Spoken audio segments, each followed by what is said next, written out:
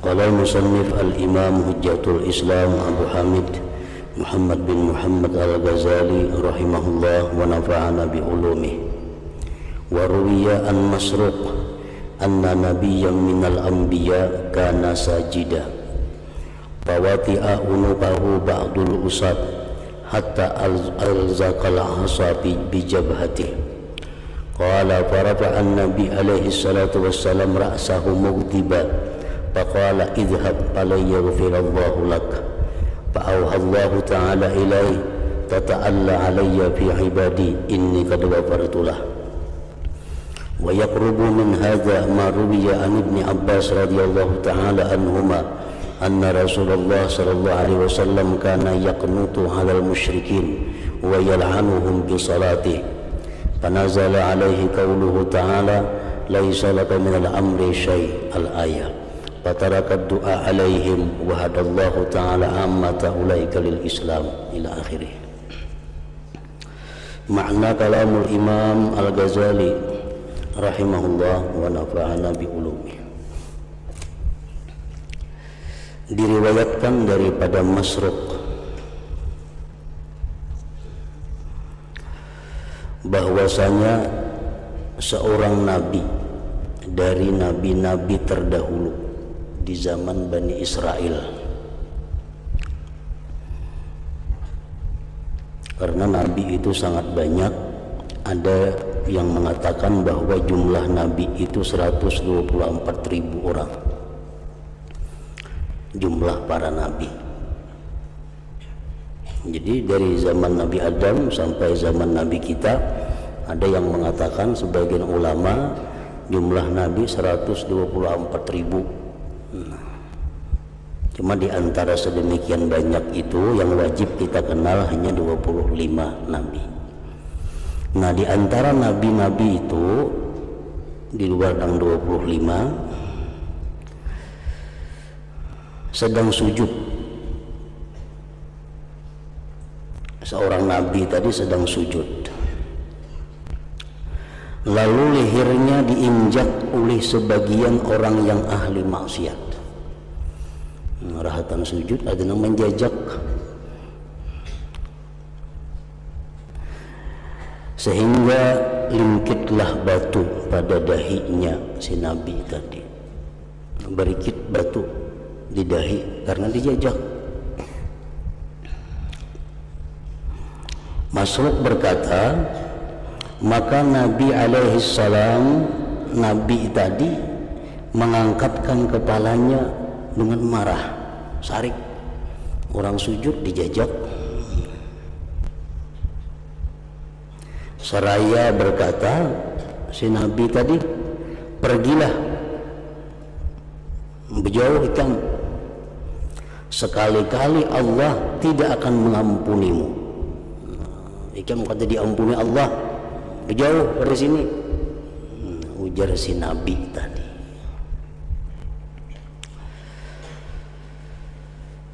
Maka Allah mewahyukan kepada nabi itu, ujar Tuhan, kamu bersumpah atasku pada hambaku.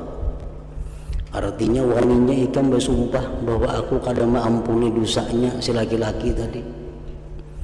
Napa ikam alasannya bersumpah-sumpah bahwa aku kadang mengampuninya? Sesungguhnya aku telah mengampuninya. Ujar Tuhan, ini aku ampuni dosanya. Ikam pengsarik lawan ini, aku nama ampuni dosanya karena menjajak leher ikam pada waktu sujud tadi. Nah, jadi artinya cerita ini, kisah ini, bahwa kita kada boleh menghalangi seseorang untuk mendapatkan rahmat Allah Subhanahu wa ta'ala. Kada boleh kita mendinding orang daripada rahmat Allah yang luas itu.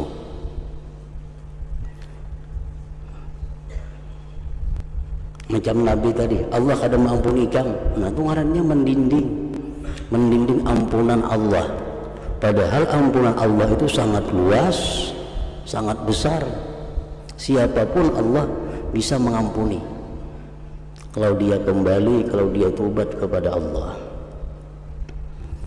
Nah, jadi kita jangan sekali-kali berdoa macam itu. Mudahan inya masuk neraka, nah kada boleh nih tuh.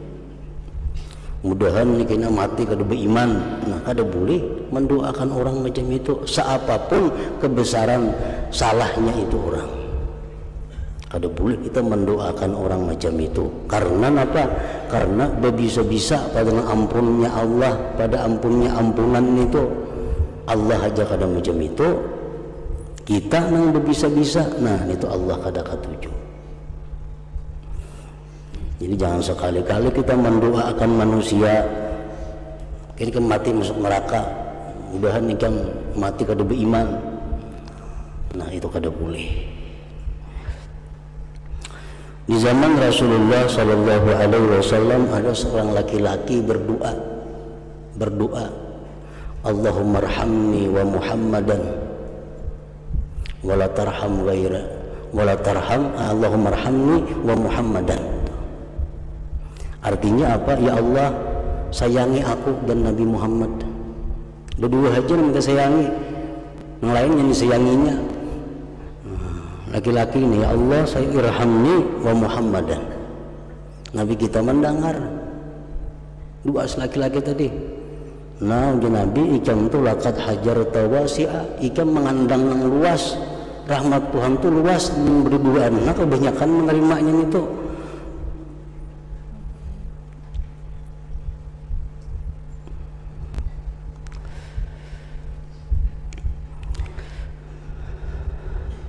Nah, jadi dengan cerita ini, dengan kisah ini, bahwa kita dilarang untuk mendinding orang, menjauhkan orang daripada rahmat Allah Subhanahu wa ta'ala.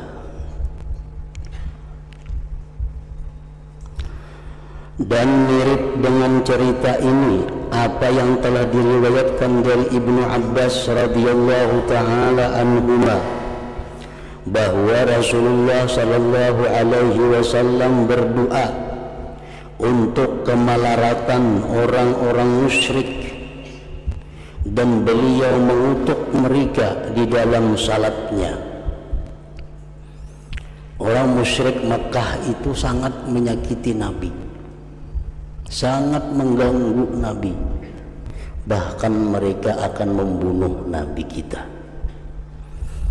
Bukan hanya Nabi, pengikut-pengikut Nabi pun disakitinya, dianiayanya, sehingga kadakawa menampakkan Islam di Mekah itu.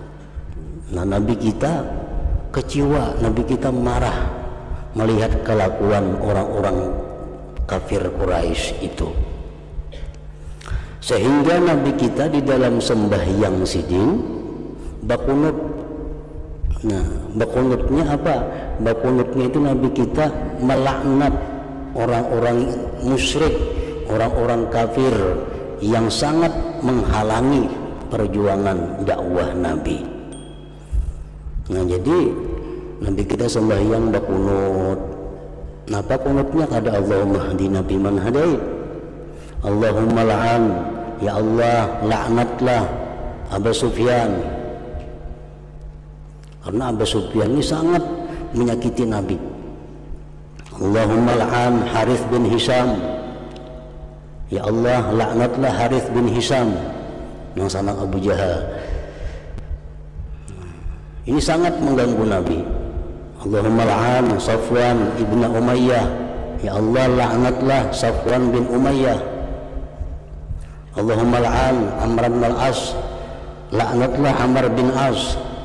Nah, ini waktunya di Makkah, mereka ini sangat mengganggu Nabi, menyakiti Nabi, sehingga Nabi minta doa kepada Allah agar mereka dilaknat. Dan ini belum ada larangan dari Allah kepada Nabi untuk melakukan demikian. Belum ada larangan dari Allah kepada Nabi untuk melakukan hal yang demikian.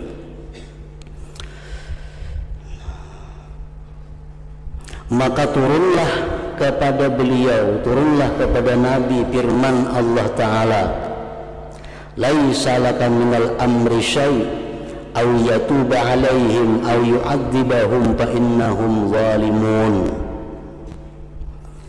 Ayat turun kepada Rasulullah sallallahu alaihi wasallam, ujar Tuhan, tidak ada sedikit pun campur tanganmu dalam urusan mereka itu.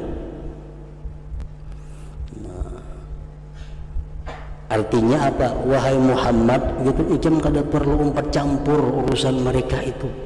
Tugas kamu itu hanya dakwah, mengajak, menyampaikan. Masalah mereka beriman, masalah mereka kada beriman itu urusanku. Ijam kada perlu mendoakan mereka itu laknat. Nah, maka Rasulullah SAW meninggalkan doa kemelaratan itu atas mereka. Nah, tidak, tadi yang sedikit, tidak ada sedikit pun campur tanganmu dalam urusan mereka itu, atau Allah menerima tobat mereka. Itu orang-orang yang dilaknat tadi barangkali satu saat tobat Allah menerima atau mengazab mereka,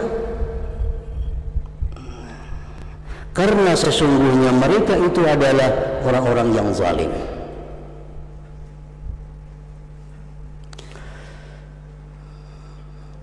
Maka Rasulullah SAW meninggalkan doa kemelaratan itu atas mereka. Akhirnya Nabi hampir mendoakan supaya dilaknat itu, karena Allah memberikan teguran bahwa ikam jangan mengurusi itu, karena itu urusanku ya Tuhan. Anakku laknatkah inya, anakku ampunikah inya, anakku azabkah inya, itu urusanku. Dan Allah Ta'ala memberi petunjuk kebanyakan dari mereka masuk kepada agama Islam. Akhirnya dilaknat Nabi nang empat tadi semua masuk Islam. Abu Sufyan masuk Islam, Harits bin Hisam masuk Islam, Safwan bin Umayyah masuk Islam, Amr bin As masuk Islam. Nah,